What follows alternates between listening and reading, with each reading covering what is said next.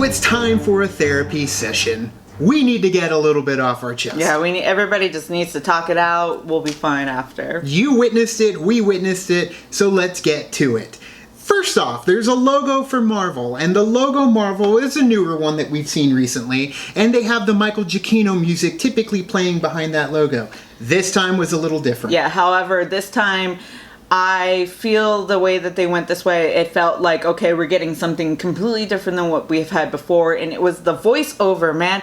Them in distress, and you pick up basically right after Thor, essentially. And yeah, they are definitely in distress. They're talking about Asgardians. There's families aboard. We're not soldiers. We are survivors. Please help. Send help. Anybody you can. And no, there is no help coming in time. Right, and so you're just like, oh damn. And we are introduced. What is happening? We are introduced to the Black Order and of course Thanos himself. Now Ebony Maw, the first one to open it up, and I love how he's dropping his little propaganda, his little speech to basically those Children that are about of to Thanos. vanquish. Yeah, everyone's about to die, and you know what? You should be happy about it because it is merciful for Thanos to basically end you. Oh, everything is like destroyed. Like, I'm just watching this and I'm like, oh my god, what's gonna happen? I know that Thor gets out of there somehow. So what, like, is it because with, like, in the trailer when we saw that, is it because he gives him the Tesseract? We're like, we don't know. And then he's like, Loki is like, we have a Hulk. Now when he says that, I am overjoyed because I was like, oh, that's taking it back to the first Avengers when Tony Stark told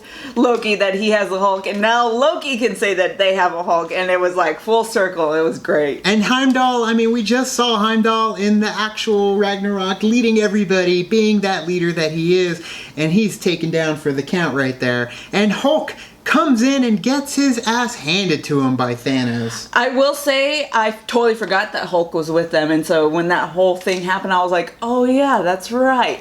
And I love how Ebony Maw is just like, let him have his fun. He says to Call, he's like, let him have his fun. And that really introduced us to the brute strength of Thanos. The fact that he's capable, with one Power Stone at that point, to take on the Hulk. Now, with that being said, though, clearly we lost Xandar. He got that stone, and that to me is a little heart-wrenching for me because we spent an entire movie in Guardians of the Galaxy protecting Xandar, and for it just to get wiped off camera and just a casual mention later by Thor, it kind of broke my heart a little bit that we, one, didn't get to see it. Maybe in a deleted scene we'll be able to see it. But a little bit of me is like, oh, well, we just kind of jumped to the second stone already. See, for me, I am okay with them him already having that stone. Right. And it just being like, cool. And then them mentioning, like, he destroyed Xandar, or decimated Xandar, Right. like, as he said, and has it already. So, like, I'm okay with it because then the story gets to move on. Which, past that. Moving on, it does. So we do have Loki, and very much we were going into this thinking that Loki was going to die. Now, granted, though, we're kind of at an impasse here because I do believe that Loki, even though I went into it thinking Loki was just going to get wiped out and we'll never see Loki again. Watching it and watching it again, I think that Loki is going to survive. I think that it was another version of him that does get killed by Thanos, and that he made it off with the other survivors, in which we do not see from Thor Ragnarok, like the Valkyrie and Korg. So just don't kill Korg. We love him. Yeah, because you brought up a good thing. It's like, where is the Valkyrie? She was with them, so it's like something must have happened with them, and it's possible that that's not the real Loki there for him anyways. Because he does go, like, when he says they have a Hulk and they do the whole Hulk thing, and, like, I was looking in the background to see if I could see him the second time. I was like, is Loki? And you can't. He disappears. He kind of disappears, and you don't know where he is, and then you see Thor go attack Thanos, and still he's not there, and then he finally comes out, and it looked like he was hiding behind something and then comes out. It does. So it's very possible. Now, granted, I have lived with the fact that if it's true and Loki does die, then I'm okay with it, even though I do enjoy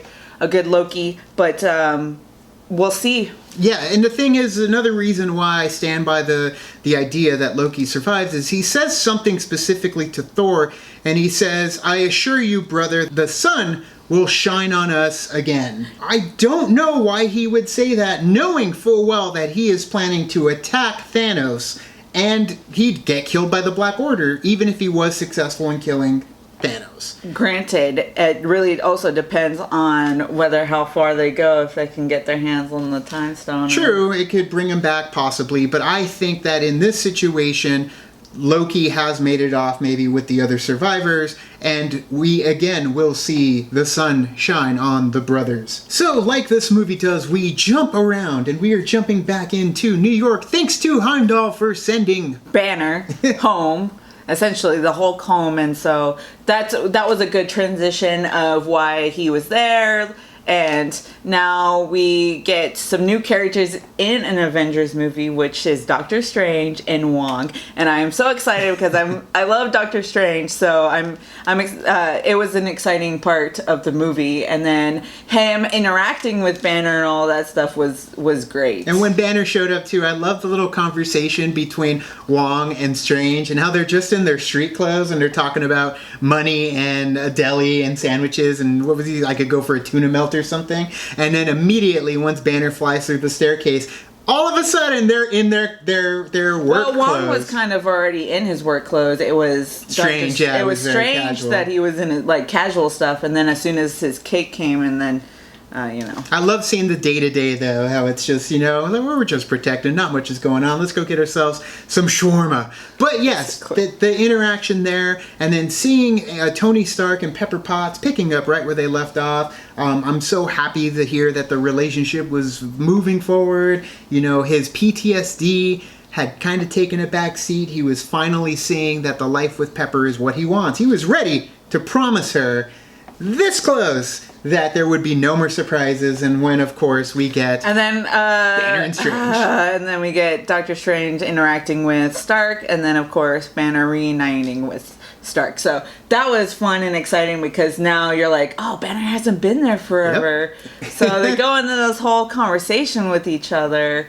about Thanos is coming, essentially, and let's get the crew together. And he finds out that the team is broken up and call Steve Rogers. Can't call Steve Rogers.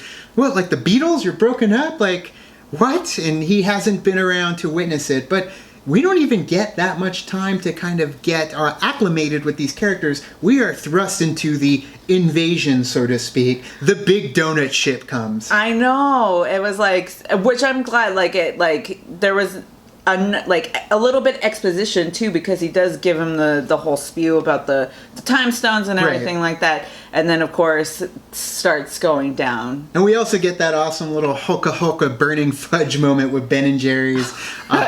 Comedy interlaced in there. It was very swooped in, and it was great. We see that banter too between Doctor Strange and Tony Stark, which is both fantastic. Sherlock Holmes. Yeah, we so wanted a moment where one of them said no shit. Or Sherlock. if Banner said something like no shit Sherlock, and then they both look at each other. Okay, but I love when that ship came and it was going down, and we know Thanos is coming. At least Thanos' presence is on its way. I love how Tony says this is it. And he mentions it multiple times. He even mentions it later to Thanos about him being the plague that's plaguing him. And it just, to me, it added so much more weight of that emotion that Tony was carrying in Iron Man 3, which I'm not a huge fan of Iron Man 3, but this one made me feel like, damn, this has been looming on Tony for quite some time. That's why Iron Man 3 was very much him trying to fix himself in a physical way and a mental way. Fix himself he did too. I love you mentioned that little part with Pepper, how he has the nano suit within him, and that's essentially what it's holding instead of, keeping him from dying. Right. So then we got Ebony Maw and Cole Obsidian that show up in the streets ready to throw down. Which I'm really excited. When we were sitting there and I was just like, oh shit, about to get down. You see Banner back up quite a few times in this. Banner does not want to get involved, and even he at one point says when they ask for the Hulk, you want to get yourself some? And you're like, well, do I ever have a choice? And then we do see that even Hulk doesn't want to get any. Hulk is afraid. No! What do you mean no? He does not want to come out. See, at first when that came out, I was just like, okay, they're kind of giving him a different direction than when he was in the first one. Like now they're kind of like, they talk to each other now. It's like, oh, good. Sure. Yeah, I love it. But then I guess it's the same thing with, you kind of, I guess you kind of saw that in Thor Ragnarok, so it was okay. And it made it, I put a lot of weight on how powerful Thanos is, because now he's scared, like Hulk is scared because of that reason, and fighting him, he's never had, I guess, somebody who's been all powerful and can like take him down. It's true. And so he's like, no, Banner, you deal with this now. He kind of goes into hiding. So. Which led to one of my favorite lines, "You're embarrassing me in front of the wizard." So yeah, that was hilarious. We were laughing because we have another thing amongst us too, where we always say, shut up, you're embarrassing me in front of my friend Alex. So which is hilarious. Alex from the channel Star Wars Explained. If you know Star Wars Explained, Alex Damon and Molly Damon, we were hanging out in Burbank one time, and anytime that she would call out about how I missed a Star Wars question in the Schmodown, you're embarrassing me in front of my friend Alex. But that is why that meant so much. You're embarrassing me in front of the wizard. Tony Stark and Doctor Strange really have to pick up the pace. They are the ones that are trying to keep things safe for everybody. I mean, you saw Doctor Strange and Tony Stark when he's on the radio and he's calling, get first responders, get everybody over here to save as many people as you can. And I was so like chilled about them fighting with each other, or like fighting together against these people. I'm like, yeah, this is what we've been waiting for forever. And then as they're fighting, and then another person comes along, and it's still like Spider-Man. Like, why? Of course, Spider-Man. Create a diversion. Oh my God, it's an alien. Yeah, that's a diversion. That worked. But yeah, when Spider-Man, it's funny because we just saw him jump out of the bus, and I forgot he was coming. Yeah. Like I forgot he was there until he was there. See, that's how like into the movie that we were just kind of moment by moment, and we weren't thinking ahead or thinking of what happened beforehand. Right. We kind of were just there, and that's what I liked about it too, because of that reason. There's always those times where you're like, oh well, we haven't seen this person yet, so it's like doesn't put waiting for it. Yeah, right. You're waiting for it, so it doesn't put a lot of weight on something that happens. So let's say like someone gets like attacked or something, you're like, oh, that person's not dead because we saw him in another scene or before. So it's like, yeah. They do the trailers do a good job at smashing that. Yeah. Hulk smashing that. You are very much tunnel vision on what is playing out. And those fight scenes, some of those maneuvers, Wong and seeing Doctor Strange, like when Ebony Maw ends up taking the bricks and he sharpens them and throws them at them, and he opens up one portal and Wong opens up the other, and they shoot it right back, and they actually cause injury to Ebony Maw, and then Obsidian ends up getting into the little battle with Tony Stark, which I thought was awesome in the park, and Spider-Man, and then when they eventually open up the portal and dump him into, it looks like, I don't know, the Arctic, it's snowy weather, right? And Tony throws out that, Wong, you're invited to my wedding, because he just saved them from getting smashed, and poor Banner's getting tossed everywhere. It was a fun fight. And it never let up from that point, because at that point we see Ebony end up taking Doctor Strange, and then you had I want to call him Carpet, but I mean it's not Carpet. It's like his cloak is getting in there trying to save him, but eventually they take the wizard, and it's Tony and Spider-Man trying to get him back by taking a ride up into the outer space. So one of the good things that I loved about this movie was the transitions between one scene to another scene, and I felt like it flowed very well, because you have a big cast, and you have a big cast, like a big ensemble of characters, and you're like, how are they gonna transition between the one or two? And this was a good one, because now we are in space. Yeah. And it's you get the feel of Guardians, and it was so perfect, because you're like, as soon as the music kicked in, you were just like, oh yeah, that's Guardians. It had a big impact of Guardians feel in that part, and I really like that, because when, again, like you said, like when there's like a big ensemble cast, sometimes you feel like they don't have their moments. Right. Like, that is theirs, and you just feel like they're just a part of this big thing. Mm-hmm. But I think that they did it perfectly by giving them their moments, by having the music and having it feel like a Guardians of the Galaxy movie in that portion. Because it was showing like they weren't just transitioning between characters, they were transitioning between films. Basically. And it's funny because one of the complaints that we heard when Thor Ragnarok was coming out and everybody saw the trailers, everybody said, oh, Thor looks like Guardians of the Galaxy now. Why? Like, why does it feel that way? And now, like, I understand because they work so well together in that universe. But with Thor introduced into the Guardians of the Galaxy. True, but it's like they live in this universe too, so why wouldn't it feel? They know the same planets, they know where things are in the same But they mesh so well together, and that's why I think if they planned that out ahead of time, and that's why they kind of felt the same, like, man, thrusting them together into this next chapter of this, journey, I loved it. Everything about it, the interactions, the communication between them, the dialogue, the Pirate Angel comment from Drax, the freaking mocking or trying to imitate Thor from Star-Lord, Groot just being a teenager and acting like he doesn't care, even though we know he really does. Yeah, like, just the whole time them interacting with Thor, because we've known Thor forever, and then we've gotten a little taste of Guardians with 2 movies, so it was like as soon as they came together it was like kismet, basically, because you're like, oh, this is an awesome interaction between these 2 characters, which in a way, like, perfect transition to bring both of those characters, because the Guardians were going because of that transmission that was sent from when you heard at the beginning of the movie. And if he doesn't make with the cheddar, we steal his ship. Yeah. And I love it because when Thor does end up getting onto the ship, which luckily we did get to see that a lot of that interaction at D23 last year. But when he's talking to them and telling them about how the Avengers will protect the stones on Earth, and they're like, who are the Avengers? Earth's mightiest heroes. It's like Kevin Bacon.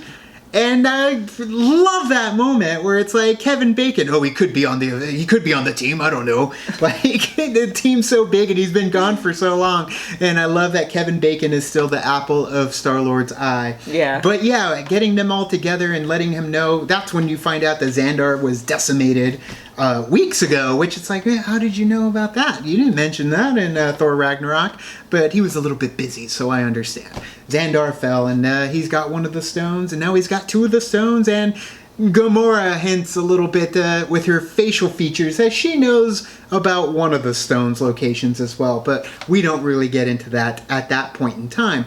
However, we do know that Thor needs another weapon, but they have to go to Nidavellir to build that weapon. That's a made-up word. All words are made up, according to Thor. God, I love the banter between the 2, or just all of them. It's fantastic. But yes, they end up recruiting the team and splitting them up. And then we get to the Lovebirds. Where is it? Perry? Scotland.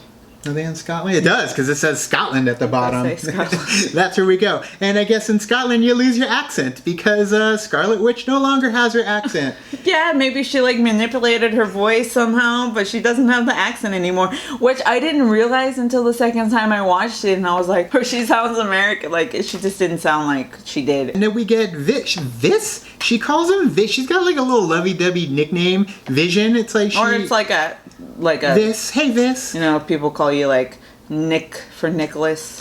Yeah, I guess you had to create a little shorter name of Vision, but either way, I love this because obviously he is a stone, he is a gem, he is gonna go down for Thanos to be able to complete the set, and we have to have a little bit of a heartstring when it comes to Vision, because I mean Jarvis has been around since the beginning too, so he's very important to us. That's very true, yeah. And or else it kind of wouldn't feel really anything. And him and Scarlet Witch have grown a thing, at least in Civil War. They were very much on the same wavelength. You know, yeah, they're kismet when it comes to each other. And this one, it shows how that world has kind of gone after Civil War because they're still kind of working with Cap, but at the same time they're still kind of working with S.H.I.E.L.D. and they have to go on these little getaways with each other to be able to spend time together. And then it just does not go their way because we've got Proxima Midnight and Corvus Glaive coming in and wrecking shop. And man, do they take down Vision quick. Yeah, you think, and also kind of like shows like kind of foreshadowing like how vulnerable Vision is too, even though he has the stone in his head, like he's still kind of just there, like human essentially. As soon as he gets stabbed, like immediately that keeps him from phasing, and he can't really do much. He's just kind of Bernie, dragged along by everybody else for the rest of the movie. But then you get to really see Scarlet Witch kind of use her powers, and she like to protect him and everything. And I mean, we saw a little bit of it during Avengers: Age of Ultron, but I feel like you really felt it in this movie. She stepped up in his absence for sure, but she couldn't do it alone. And that was when you definitely get another one of the biggest pops, when that music kicks in and you see that silhouette on the other side of that train tracks. Yeah, we've got... So good. As soon as the train... I was like, oh, I know that's Captain America. But as soon as the train goes away and then he, like, grabs the thing and then the music for Avengers starts happening, like, everybody in the theater clapped. We were like, hell yeah. It was a hell of a moment. And then, of course, you got Falcon, you get Black Widow with her blonde hair. And then, they take out Proxima Midnight, and Corvus ends up getting taken down. Like, he gets stabbed, and he's like, I can't move. And then I love that little, I would take it as a hint of foreshadowing where Black Widow says to Proxima Midnight, like, we could kill you if we wanted to. And then she's like, you'll never get that chance again. Oh, shit, you never get that chance again. You get it in spades next time. But yeah, you end up getting them to beam off, and you got the team coming back together and getting the gang back together. So one of the things that we never really get in the Marvel movies yet was a flashback to something that happened a long time ago with Thanos. Right. We have seen things with Tony in the past, and memories that have come a flood. But this one was like a lateral flashback to give you more exposition into what was about to happen, and it was a heartbreaking one. It kind of showed a little bit more of vulnerability to Thanos and who he was, instead of just being this mad titan that wants to destroy half the universe. Yeah. Like, it kind of gave him this, like, oh, he's doing this for somebody. He's doing this for not just for him, but for people who are essentially suffering. Yeah. In his eyes, they are suffering. Right. And what he's doing is merciful. Again, you got Evan Maw in the background talking to all the people and letting them know that what is happening is merciful. And how he talks about split it up. And you see, that's the best part about this whole scene for me, is sure, there's the part with the dagger and he talks about balance with Gamora. But for me, it's like that gives us a visual representation of what they're talking about killing half the people. Is you see in the background, there's a line down the middle and you have people on each side and you've got the guns pointed at each one. And when he's talking to Gamora and they start firing on them and she goes to look and he's like, no, focus on this. And he moves her and he shields her from that, because he's still a very loving and caring being, especially when it came to this little girl, which definitely comes in very handy later to show how emotional he is for her, because he just didn't want her to have to witness that. And that is a perfect time to give you an idea of what this guy is willing to go through to take care of his ideal world, which is eliminate half of the population to create that balance. Right. We immediately get thrust from the flashback to having Gamora talking to Quill, telling him, basically professing their love to each other, and telling him he needs to do it, he needs to pull the trigger, because she's got knowledge that could doom them all if they knew the knowledge, which we didn't later find out it's about the Soul Stone. And it's just like classic Guardians of the Galaxy. They have a serious moment, and then of course it gets like stomped on with something funny. But then we get to Knowhere, and you know what? It's funny because we talk about how Xandar got decimated, and Knowhere is now, eventually we find out, is decimated.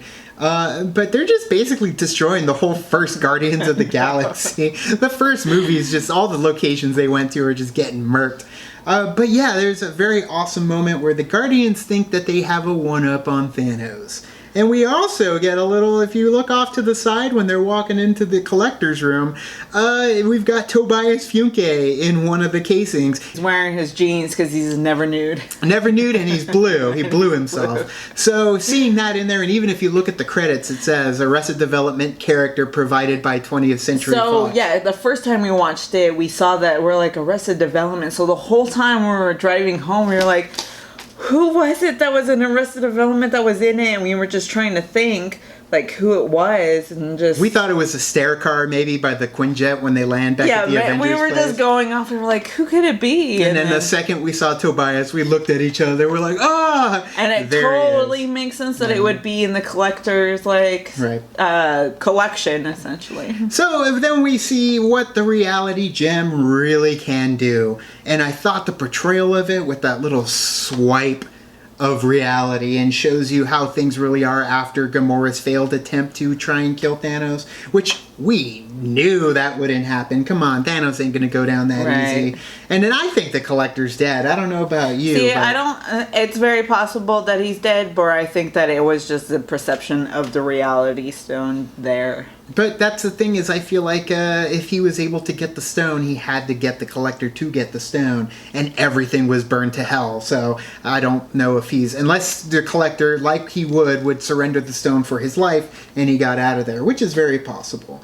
But the cool thing in that moment, or at least in that scene for me, is you do get to see the hurt that Gamora feels trying to strike down Thanos. She really believed that he was dead, and he saw that love that she still had for him, and that's why he wasn't going to kill her. He was willing to take her. Then Dad gets to meet the boyfriend. That whole scene with him having the gun and pointing it at Gamora, I was like, oh, is he gonna do it? Is he not gonna do it? And then as soon as, so I'm just silly, like as soon as he pulls the trigger and like the blue, like the bubbles come out, I'm like, oh, did he not like bring a real gun? And then I realized, oh wait, it's the reality stone. Yeah, and that's awesome because he pulled the trigger. He thought it was a real weapon. He thought that he was going to kill Gamora. He was willing to do it. And I love how Thanos is just like, I like him, before he takes off with Gamora. Yeah. But I love that because Dad approves of the boyfriend because he was willing to do what it took to try and stop Thanos. And even though Thanos had the upper hand on the whole situation, I mean, he turned Drax into blocks and Mantis into a Slinky. Again, too. And I was like, did he, like, because granted he had the two other stones with him, but I was like, did he actually kill him? And then of course, no, he used the reality stone to just... Which just shows how merciful he is. Like, he could have killed every single one of them, anybody in his path. He could have killed Thor. He could have killed... well, I think he maybe thought he killed Thor by blowing up the entire ship, but he knew he was a god, so he figured he would survive it, or nobody would come and get him, and he died. But I love that he's leaving, although as a villain, it's kind of silly. Like, why aren't you killing everybody? Because they may come back and stop you. Yeah. But I guess he likes a game when it comes to it. He also gets called Grimace by Star-Lord at one point, and every kid laughed at that. Which they also laughed at another moment earlier in the story. So yeah, I forgot to mention that earlier in the story, there was a scene where Tony Stark is like, okay, Squidward. And it was hilarious because, you know, in movies when you go see, like, it's supposed to be, like, for kids. And so you bring, like, it's appropriate for kids. And you bring your kids along and you're watching the movie and there's a quote or something. And, like, adults laugh because they get it. They get the reference. And the kids are kind of, like, following Kevin Bacon along. with us. Yeah, they're like, oh, but I don't understand that reference. Once he said, oh, okay, Squidward, the loudest laughs in the whole theater were kids, and it made me laugh because now they got a time where the kids were able to get a reference, and it reminded me of Captain America. Is like, I got that reference. Like, all the kids were laughing. It was hilarious. And that's the same effect that Grimace had because you had quite a few of the kids laugh, though, at least the ones that eat at McDonald's. But yeah, I love those little put downs that Star-Lord has, and that is just a reason why I'm so happy that he does end up getting partnered up later with the world's finest, in my opinion, in their battle with Thanos. I love that Thunderbolt Ross is still there, because granted he has to be still there, but I'm glad that they were able to kind of give him like a brief section in the, because things don't stop, you know, things keep still moving forward, and he's still there, and everything is still after Civil War. It's kind of like they have to fix things, and now the world is on fire basically because of what's happening.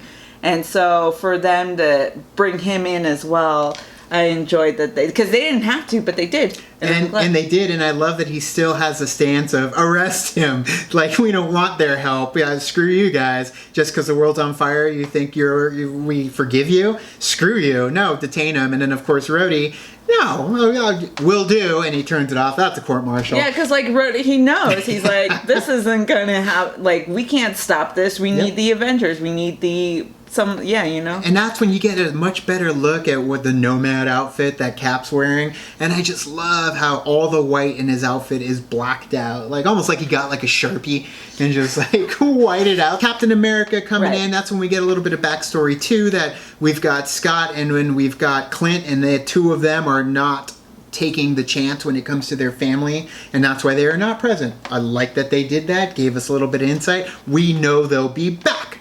100% we know Ant-Man will be back. But it's so funny when that happened. They're like, oh yeah, Scott took a plea so that it wouldn't be hard on his family. And it's like, well, we get to find out about that because Ant-Man and the Wasp is coming up next. And you've seen that. They're under house arrest, you know? So that's cool that they gave us a little bit of explanation as to what's going on there. I love seeing the little friendship, too, between Rhodey and Falcon. The two of them are but they battle it out together, taking out all the guys later, but they just have this I was going to say, it makes sense, though, because Falcon is also military as well as Rhodey, so they kind of have that connection to each other with that. So I'm sure that Rhodey knows about the Falcon product that he's wearing on him, because it's part the tech was military. So I'm glad that they are able to have that connection because of them being both in the military. And then of course we get the reunited Banner and Black Widow. We haven't seen for a while. Very small, of course. Yeah, they don't really touch on it ever again. It's just that moment, and then this is awkward. Yeah. And Falcon telling it like it is. And the best part about that is it's when they're trying to figure out where can they go to take Vision's. Granted, we're waiting for them to say it. I thought they were going to say, oh yeah, we need to go to Wakanda, and I'll be like, oh, there it is. Yeah. But they do it a better way. They do it much better way. They say, I know where to go. And then cue Black Panther music, and I love that they used that theme for Black Panther for that scene too. Like it wasn't like a rendition or anything. It was the theme. So I was really, really excited because then, like I said before, like you said, movie within a movie, and it actually brought it to like having their own their moment, and having it be like feel like a Black Panther movie, and it felt like Guardians of the Galaxy movie. Like it felt. Like, I feel that this is one of the good reasons for this movie, and the way that they shot it and the way that everything came together is because it felt like not just one, like it felt like one, but it also had individual pieces to it. And then it's funny because at this point, a lot of time has gone by to where when they thrust us back onto the donut ship with Ebony Maw and Spidey and Strange, and I keep wanting to call him Carpet, the Cloak, it ends up being like, oh yeah, I forgot we're doing that, because we get so focused again. So when they move back onto the donut ship, and then they're trying to figure out how are they going to save Doc against Ebony Maw, and Ebony Maw is just, man, he's just so condescending and intelligent, and talking about the medical instruments for microsurgery that he's using to stab into Doctor Strange. We get consistency with Spider-Man saying, do you know that really old movie Aliens? Like, it just keeps in consistency with Civil War, and how he uses another movie pop culture reference to try and take down one of the foes, and it works. I can't believe that whole thing worked. I love how freaking Cloak too is like listening to the plan, like, Yeah, just like, hanging out. but I also love, like, the Cloak is his own character as well, Right. but to the point, too, where, like, Spider-Man, like, I almost said Tom Holland, Peter Parker was like, hey, we haven't met, and then he kind of, like, brushes him off. He's like, okay. So, that was funny. It was funny, and then, yeah, the cool thing when Ebony Maw does end up getting taken out very quickly and flown out into space. That was, like, one of my gripes, though, too. Sure. I was like, he thought that he was, like, this big mighty, like, oh, your stuff is powerful, but I'm more powerful than you, and he, like, I made felt the like, rip about children's parties and Doctor right, Strange. and then him being kind of, like, at the same time cocky, I guess, essentially, but then to his own demise, he was already gone, and that was it. See, and that's the thing. I guess you okay, could gripe on that because his technology on his ship should have at least blocked it from the opening and everything getting leaked out into space. You figure that something on his ship would have protected him, or he would have been able to use his power to keep himself from going out. But that's not how it goes, and he gets shot out. And the cool thing is the shot when he's outside, and he's just like turns to the camera, very Alien. So they basically took a cinematography moment from Alien with him in space, except if it was screaming, it would have been better. But yeah, they did take out Ebony Maw very quickly, but I'm glad that they took him out using an Aliens reference. So that was a lot of fun. And it's cool because you do end up getting a quote from Doctor Strange where he's talking about he wants to go back. He wants to protect the Time Stone at any cost. And he does make that quote to Tony where he's like, if it becomes between your life, the kid's life, or the Time Stone, I can't. Like, I can't sacrifice it, no matter what happens. And so, he talks about, which knowing now... moral code, moral fiber. Yeah, which knowing now, it kind of... that was kind of like a foreshadowing or thing for later. Right. When he gives the stone away. But one of the moments in that part too that I absolutely loved was where he's like, all right, you're an Avenger now, and the look on Peter Parker's face, he was just like that moment where he's like, he's proud of me, I'm finally, like he was like, okay, I have to do my job, like I can't fail kind of thing. And I was like, oh, like Tom Holland did such a good job with those like facial expressions in that movie, especially that part when he's like, all right, let's do this, like, it was great. But I love how it's just nonchalantly like, you're an Avenger. And yeah, I know. So it's big for Peter Parker, but for Tony, he's like, damn it, kid. You're in it now. We can't really do anything other than just ride this through. But granted, he was going to make him an Avenger earlier, too. Like when he was going to announce it to the world, but then, and Spider-Man Homecoming, and then he was like, no, I have to be a kid, and... He had A-17 all ready for him, too. He was ready to give him the suit with the Iron Spider. What are those? And he's hanging out, holding Doctor Strange there from getting sucked out into space. But yes, it is definitely a fun moment to see Spider-Man finally be a full-fledged member of the Avengers. And I was wondering when Nebula was going to get brought into this, so seeing her in that state, too, and seeing what Thanos was willing... He's already tortured Nebula as it is when it comes to the modifications done to her, and he just went one step further with it. And again, to that point where I was like, oh yeah, Nebula was already headed towards Thanos anyways, because she was like, I'm gonna go fight him after Volume 2, so it made sense that she would somehow be there. But either way, we get back to the Guardians finally splitting up. We've got Thor and Sweet Rabbit. We've got Thor and the Rabbit, who is the captain now. But we end up heading to Nita Villar and get reminded that Peter Dinklage is in this movie. Completely forgot that Peter Dinklage was in this movie. I didn't even know Peter Dinklage was in this movie. Oh, I knew he was in it, of course, yeah. Well, I knew, I heard rumors about it, and then I guess, I forgot about it. But, I was just like... Wait, what? I just never, made a connection between the two. Right. Essentially, I heard about it, and then I was just like, all right, and I brushed it off. So I never really, and I was like, wait, he's in this? It just never connected with, I made the connection to it. But it does bring up a point that you talked about where he says, that Thanos came and he destroyed them all except for him because he's the one that's going to make the weapons for Thanos. And then he tells Thor that, Asgard was supposed to protect us. And then they say, well, Asgard's destroyed. But if he made the Infinity Gauntlet for Thanos, who Thanos already had the Infinity Gauntlet after the first Guardians of the Galaxy, I'll do it myself. He's had it for a while. So that means that he destroyed that star and all the dwarves when Loki was in power on Asgard. We were talking about it too, but I was like, but then that's right. Asgard never came to help them or save them. And then I was like, but then Thor: The Dark World happened, and Anthony Hopkins, Odinson is not there anymore, or Odin is not there anymore. And then it's Loki who's in charge. So I was like, okay, well, maybe Loki didn't do anything because, like, oh, I don't care about them. I just want people to praise me kind of thing. Yeah, because it's not like he made him the gauntlet and then Thanos went back to kill them all. Right. Like, he had to have done it before. So we're just thinking about timelines here. Yeah. But anyways. Yeah. I digress. Asgard just didn't save them because Loki didn't send anybody to save them. Yeah. And they got destroyed a while back. And we get a pretty damn good, heartfelt discussion as well from Thor at that moment when he's talking to Rabbit, Sweet Rabbit, and how Rocket's like, all right, I gotta be a captain, I gotta talk to Thor. But it's so funny because then you, like, in that moment you realize, oh yeah, everybody that he kind of knows is dead. Yeah, but he talks about how anger and revenge and all that, it clears the head. So we get kind of a little mini civil war at one point too. Once we get to Titan, we crash land,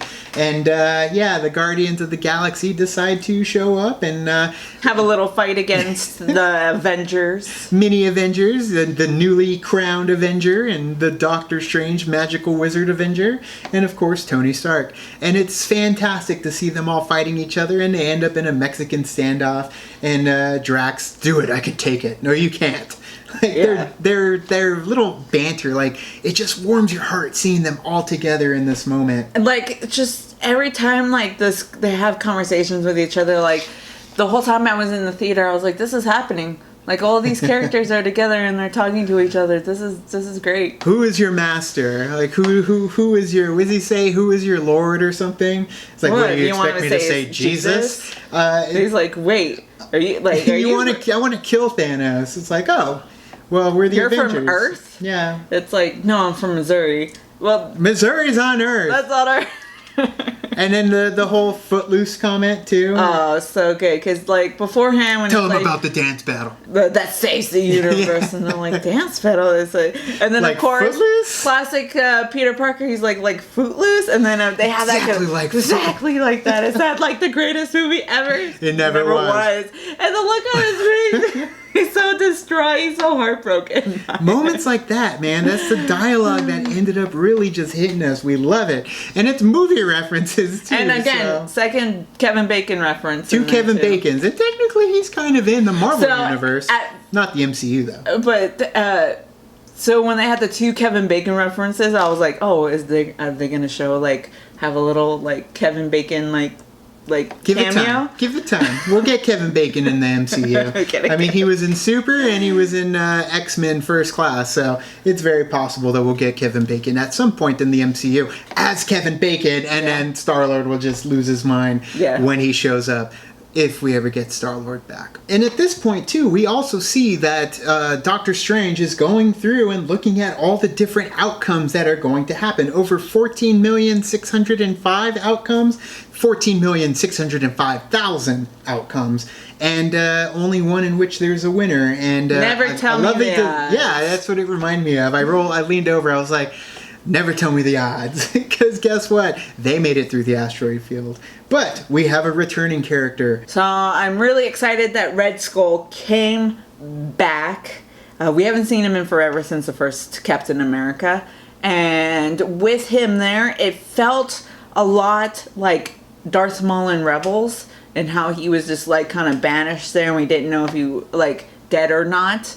And when he finally got revealed and everything, he's like, this is my punishment, this is what I have to do. And I was just like, oh damn. Vormir, being the housing of the Soul Gem, and the fact that Red Skull is the one protecting it, banished by the Power Stone. I mean, it's freaking awesome seeing Red Skull come back, even though it's not Hugo Weaving, which I'm okay with. The guy didn't want to do it anyways. Yeah. But we got him in some way, shape, or form, which led to an incredibly powerful moment. Seeing Thanos just, as soon as he says, you got to sacrifice something you love. Even, like, even that moment too, you felt a lot more vulnerability too, and that like that flashback was perfect to have, because in this moment you realize like how much he was losing to sacrifice to get this peaceful time that he wants in the universe. It was going to cost one of the ultimate prices, and as soon as he said that, we knew it was going to end up being Gamora, and Gamora even didn't believe it was her. She's like, you don't love anything.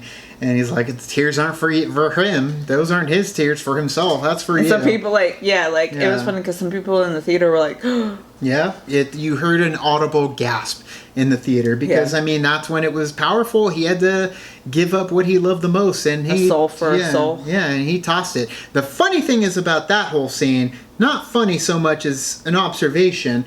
After he tosses her, he ends up warping. He teleports from the top of the mountain into the water, and when he teleports into the water, he's got the soul gem. And the thing about that is that does happen again later, involving the soul stone. So I'm curious too to see if if that soul gem, clearly the soul gem is going to have a great big part in the next Infinity War. But that warp at that point, I'm like, that's weird. Why did he teleport? That's crazy. Then it comes into play later on. Shuri and Banner too. She's like, well, why didn't you figure it out this way? Banner's just getting embarrassed all over the place, is he? Hulk doesn't want to come out. He's embarrassing his friend, and then he tries to bow, and he's not there. And then of course Shuri tells him like, why didn't you just reconnect it a different way? And Banner's the butt of a few jokes. Yeah. And things start jumping around like crazy here. We got the star reset by Thor and Rabbit. Yeah. I'm just going to call him Rabbit from now on. I love it so Rocket. much.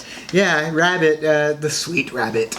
And I love that because he does that spinny thing with the pod, and freaking Rocket's just screaming his head off. And they end up getting the weapon. And I love when they get the weapon, Groot, who looked like he did not care whatsoever. But this, it was emotional too, because the way that they animated Groot, the computer generated graphics with Groot and his eyes and everything, and he felt something. I was like, Groot, his eyes.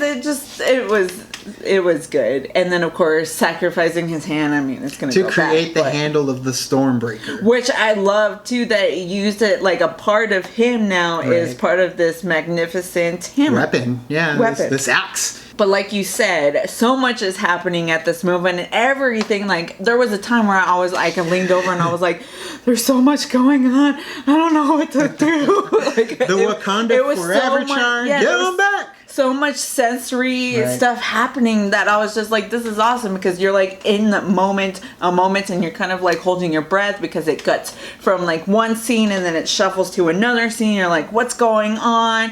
And then they finally have that. They're in Wakanda and they do the Wakanda chant, and then they start charging. And then Cap and Black Panther are storming the charge. Just run off faster than the rest of them. You've got Rhodey and you got Falcon flying around, blasting everybody. They're communicating to each other.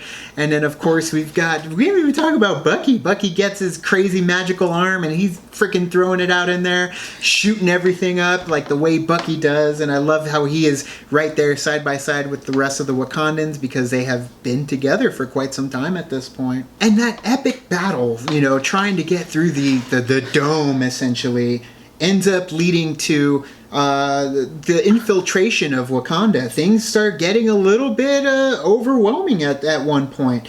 They're gonna lose. Clearly they're gonna lose. It isn't working out for anybody at that point. And then of course here comes Thor with a Stormbreaker and kills everything. And I'm so mustering up a Bifrost, because now he can wield the Bifrost with a Stormbreaker, which makes him powerful too. He can go anywhere now. No, he doesn't need Heimdall. He can just do it on his own, which is sad, but it's still cool. He can do whatever he wants. He can go where he wants, which officially makes Thor the baddest ass Avenger, because he saves everyone.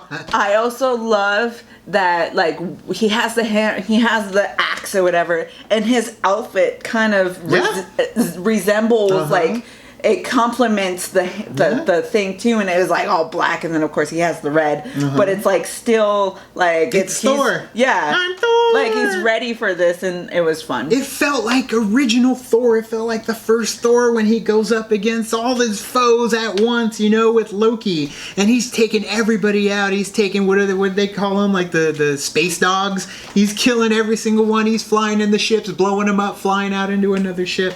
The man leveled the playing field for the Avengers. They were all going to die if it wasn't for him. And the battle between the girls in Proxima Midnight. Holy so crap. Good. They were just going, I was like, ass. hell yeah, they're kicking ass right now. And then they complimented each other. And Scarlet Witch just, right into the grinder. You're going in the grinder, girl. And then, of course, when we had Obsidian as well, and Hulk attaching the thing and dragging him through the freaking, the roof. And I love how it just, like, he grated him into the shield, the top of the dome, and just killed him. And then, of course, you've got Corvus and you've got Vision fighting it out, which isn't really much of a fight. But Vision gets the upper hand on Corvus. Yeah, Finally, and that's it. The Black Order is just wiped out. 100%. Yeah, they're gone. And it basically, like, it comes to the point where, like, fine, I'll do it myself. Like, Thanos has to do it. And you get Bucky rocking freaking Rocket. And they're just so much going on. Yeah, that was so perfect. And then, of course, you get the throwback. I love the Rocket thing. He's like, I'm gonna get the arm, because that's what Rocket does. He just we need to take his, like, in, like, it just reminded me of the first Guardians where he's like, but we need to take his leg. Well, why did you take his leg? And he, like, the eye too. He's like, I stole his eye later. Like, it's just one of those things. Seeing them when they did show up and Groot's on his arm, like, it's just it's a match made in superhero heaven. Seeing all of these characters come together, and you think finally, man, they won. They got the upper hand, and then of course Thanos ends up changing that a little bit. So with the battle that's happening on Earth, I feel like the battle that was happening on Titan with Thanos was like they almost got him. They almost had him. Yeah, they had him, and that's the thing is seeing that plan, which ended up being Star-Lord's plan. He says that was my plan, and he ended up pulling it off, man. They ended up working together so brilliantly, and it was granted the ones on Wakanda, they had a hell of a horde they had to deal with, which was overwhelming odds on their own, but over here they had to deal with one. And I loved it too when they were just like one after the other, and then they finally get him pinned down, and then of course, Mantis uses her power to do, and it like had this panning shot of all of them like right there, like trying to like pry this freaking gauntlet off his hand. It's like, dang, this guy is so powerful that they have to have at least like 6 people going after him to be able to get the thing off. And it's barely. Cool because during that fight you ended up seeing different abilities from these heroes that we have really yet to see, other than Spider-Man, because he kicks, he punches, magic punch, magic kick, and he's flying through the portals. But you did see Doctor Strange capable of turning into multiple Stranges, even though it didn't last very long. He ended up doing some pretty awesome whip crazy, maneuvers on Thanos, and Tony went up against him and just blasted and beams and shooting and jumping and flying and rockets. I absolutely loved those 2 parts too, especially Doctor Strange. Right. Damn it, Peter. Damn it, Quill. What the hell? I get it. The emotion got the best of him, and he ruined everything. He is the reason why everyone died. It's Thanos is the reason, but They almost had it. And then they almost had the gauntlet off of him. And Peter got emotionally charged, and he ended up beating the hell out of Thanos, knocked off Mantis, and none of them can hold him all by their lonesomes, and that was it. Thanos ends up coming in, murking everybody. We get the planet smash. We get the stabbing of Tony Stark. It's sad to see. I thought Tony was done for. I thought that was it. I thought there's no more Tony Stark at that point.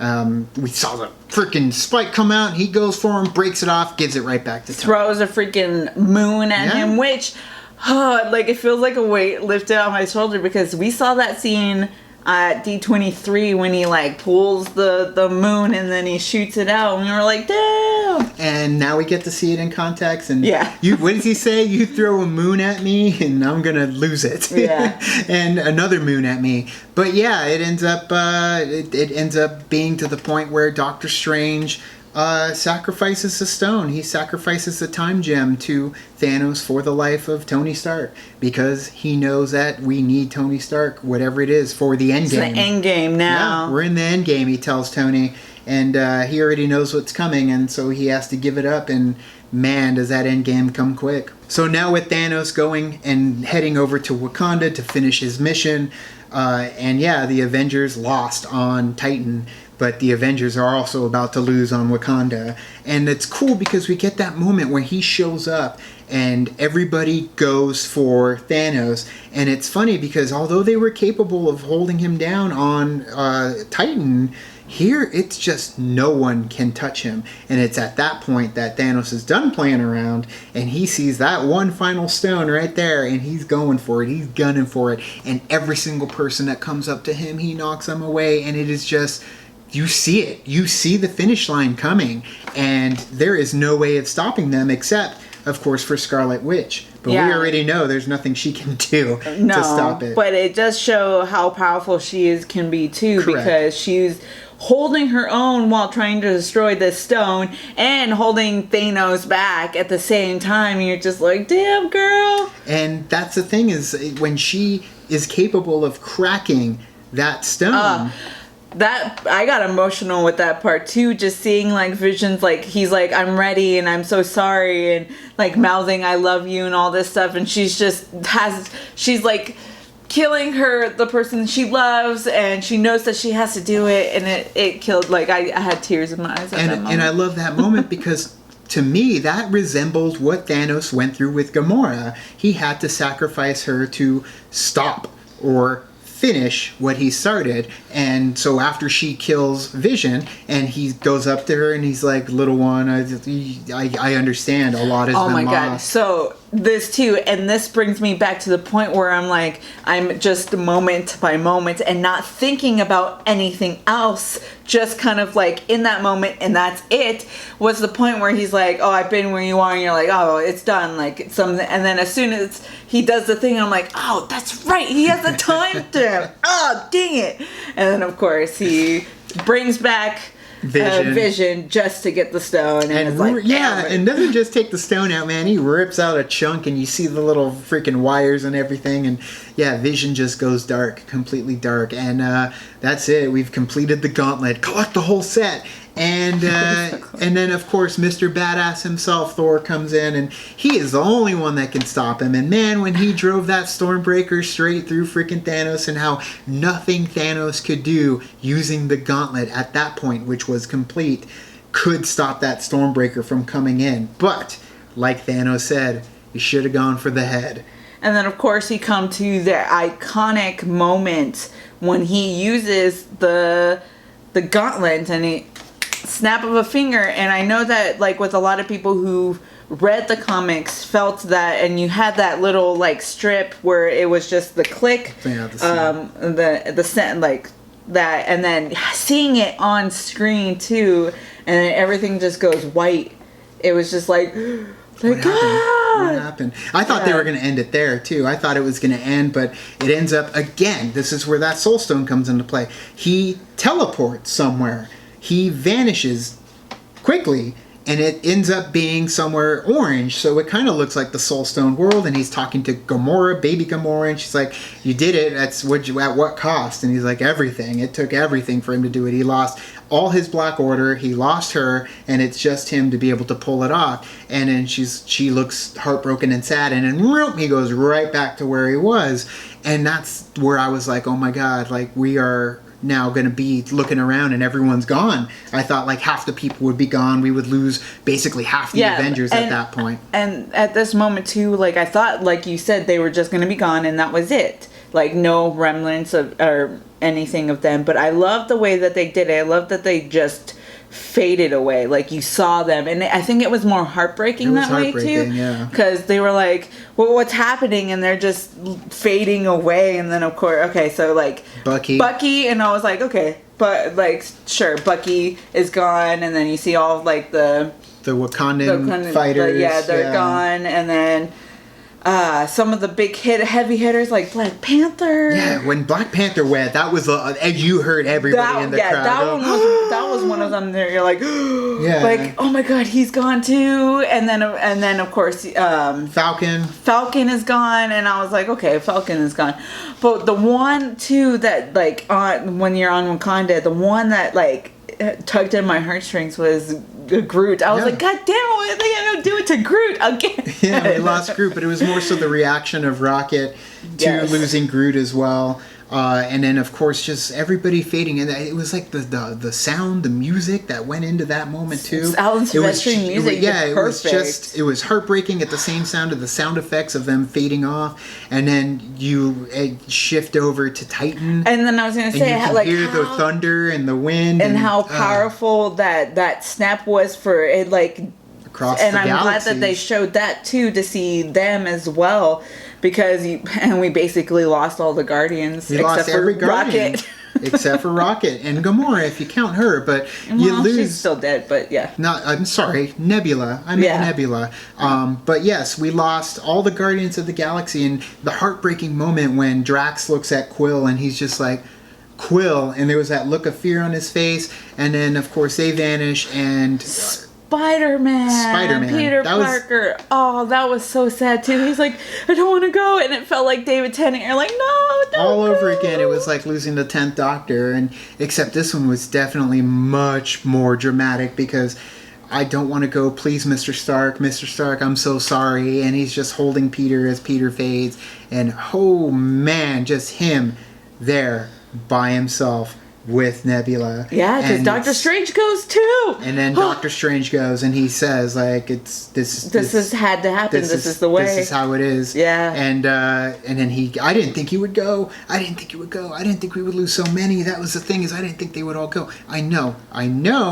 It's not permanent. It's not permanent. I know, but for the half the people, I thought like, okay, we'll get like a few of them. But with the people on Titan, I didn't think that Star-Lord was gonna go at all, and then when he left I was like, oh dang, okay, they're gonna take him too. And I didn't think Doctor Strange was gonna leave, and I was like, oh, but it makes sense that they would have some of the heavy hitters too, because then it shows how much weight is put on them now to fix this. And that's where I think a lot of the shock lies in. It's like, damn, we're going into the next movie for them to save everybody, and now we are going with the OG Avengers. You're basically left with the original Avengers there, and that is where I think we are going to get major losses in the next movie. Sure, we're going to get back Black Panther, we're going to get back the Guardians, we're going to get back Spider-Man, but however, I think this is where we're going to see those OG true Avengers come to play, and they are going to save the day, and then they aren't going to make it past that next film. See, but the thing is too, like, granted, yes, they'll do it because like contracts or whatever for them, but if you wanted to like really nitpick and be like, well, they could just use the time stone on them and they can come back, it's no big deal.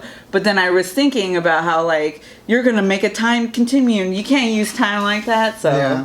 And that's the thing, is I think we're obviously gonna get into something bigger in the next one, and I can't wait for that to happen. And I can't wait for the introduction of the new characters. Of course, we get it. It just ends that way. It's so silent with Thanos sitting there looking at the sunset, just like he said he would, and then it just ends. And then, of course, when you see the names come up, and then it just says Avengers Infinity War, the little chimes on the keyboard or of the piano, and then it just fades away. Perfection. I thought that was incredible. It gave me chills. People were crying all around us. I was like, oh, it tugs at my heartstrings. And then we get past the end credits, and Thanos will return, which was different from everything else that we've ever seen. So I love that we got that nod that Thanos is the one coming back in our adventures. We'll try and stop him. And then, of course, Maria Hill, and we've got Nick Fury and leftovers, essentially, with everyone disappearing in the city. So I was like super interested to see what they were going to do for that end credit scene. I didn't know. Then when they showed Maria Hill and Nick Fury, and I was like, okay, where are they taking this? This is interesting. I thought one of them would make it. I thought one of them would make it too. And then as soon as Maria Hill left, I was like, okay, so Nick Fury is going to be the one. And then as soon as he like starts fading away, I was like, oh dang, they're going to do both of them? And he's going to drop the MFer mother, and his mouth goes away, and we see the little pager. And yeah, we And see then the little- symbol. yep. We see the symbol, and we know she's coming, and we cannot wait for Brie Larson to And get it was funny in because there. somebody was like, well, her movie happened to be in the 90s. Yeah. Where's she been this whole time? We'll find out where she's been. I'm sure they got a pretty damn good reason why, but I can't Hopefully. wait for Captain Marvel to join the fray. Yeah. Captain Marvel, Captain America, Iron Man, and the OG crew are going to come in and hopefully, well, they have Ant-Man. to save the They day. gotta get Yeah, Ant-Man we got back. Scott and we got Clint. We got them. We're going to get the gang together to help save the other gang that we lost. So Yes. either way, that was our review, our full spoiler review discussion. What did you guys think? Clearly, everybody has something to say about this, so say it down in the comments below. For me, my thoughts of watching this a second time, my score did drop a little. I went to 4.5 out of 5 for this one. There are some things that I wish I had seen, some things that I wish were left in. I'm sure they'll end up in the deleted scenes, but the fact that they weren't here, I wanted to see them. Xandar, especially in that first stone, makes me sad it doesn't exist in this cinematic visual. So with that, I went to 4.5. I'm still staying at 5 because of the way, like, going back the second time, I still felt the weight of this movie where, like, I knew stuff was happening, but again, like I said before, I was, again, moment by moment, and I just didn't think about everything else. Right. I just wanted to be in that moment, and that's what I loved about this movie. Well, they did a damn good job. Clearly, a lot of people are going to watch it. So thank you guys for watching this. You can like it, subscribe. And you did a thing on our Facebook, Twitter, Tumblr, Instagram, Stardust. All the social networking gin joints, you know where they are. Kicking the party, feel the party, keep the party going, get our Patreon, get this where we need to go. Thank you guys so much. And as always, now it's time to say goodbye. And this party's over.